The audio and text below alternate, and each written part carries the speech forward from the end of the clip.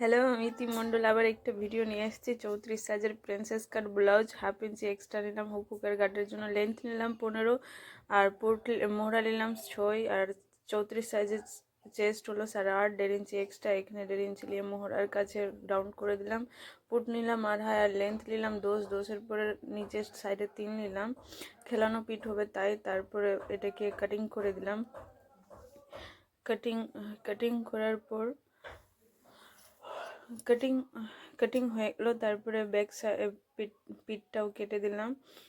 এটা অনেক short video হচ্ছে, 2 মিনিটের। তারপরে এটা 1/2 ইঞ্চি মুড়ে দিলাম, হুকের ঘাটের জন্য ছিল তাই। এটা 1.25 ইঞ্চি এক্সট্রা নিলাম, প্রিন্সেস কাট ব্লাউজ হবে তাই। তারপরে এই যে সব সমানভাবে কেটে দিলাম। কাটার পর ওই সাইডে 1/2 ইঞ্চি এক্সট্রা নিতে হবে সেলাইয়ের জন্য, আর নিচের সাইডে 1.5 ইঞ্চি এক্সট্রা, প্রিন্সেস কাট ব্লাউজ হবে তাই। তারপরে এখান থেকে লেন্থ নিল 10.5, 10.5-এর পরে 3.5 নিলাম, নিচের সাইডে 3 নেওয়ার পর প্রিন্সেস কাটের শেপ দিয়ে দিলাম। তারপরে 1.5 ইঞ্চি এক্সট্রা দিয়ে প্রিন্সেস কাটের শেপ দিয়ে ওটা 1/2 ইঞ্চির মধ্যে মুড়ে, মানে ওইভাবে শেপ দিতে হবে সামন পার্টের জন্য। লেন্থ নিলাম 6.5 গোলার, আর একটা পান শেপ করে দিলাম। পান শেপ করার পরে মোহরার কাছে 1/2 ইঞ্চি এটা ঢোকাতে হবে, সামন পাট আছে তাই। তারপরে এটাকে ছেটে দিতে হবে, যেহেতু এটা প্রিন্সেস কাট ব্লাউজ সমান, মানে আমাদের সেলাইয়ের সমান করলাম। তারপরে মেন কাপড়ে সমানভাবে রেখে কেটে দিলাম।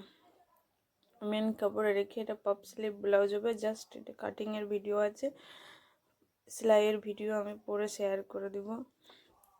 সমানভাবে কেটে দিলাম, সমানভাবে কেটে দিলাম। কাটার পরে হয়ে গেল আমার কাটিং। এটা হবে পপ স্লিভ। এটা পট্টি, মানে হুক পটির জন্য রেখে দিলাম। তারপরে এটা হলো আমার পপ স্লিভ হবে তাই। একে যতটা কাপড় বাঁচলো পুরোটাকে আমি মুড়ে দিলাম, আর মুড়ে এই যে কাটিং করে দিলাম। পুরোটাই কাটিং করে দিলাম। কাটিং করার পর এটা পপ স্লিভ পরে থেকে শেয়ার করে দিব কিভাবে পপ স্লিভ করতে হয়। এটা ভিডিও জাস্ট আমার কাটিং কমপ্লিট। Thank you. আমার ভিডিও ভালো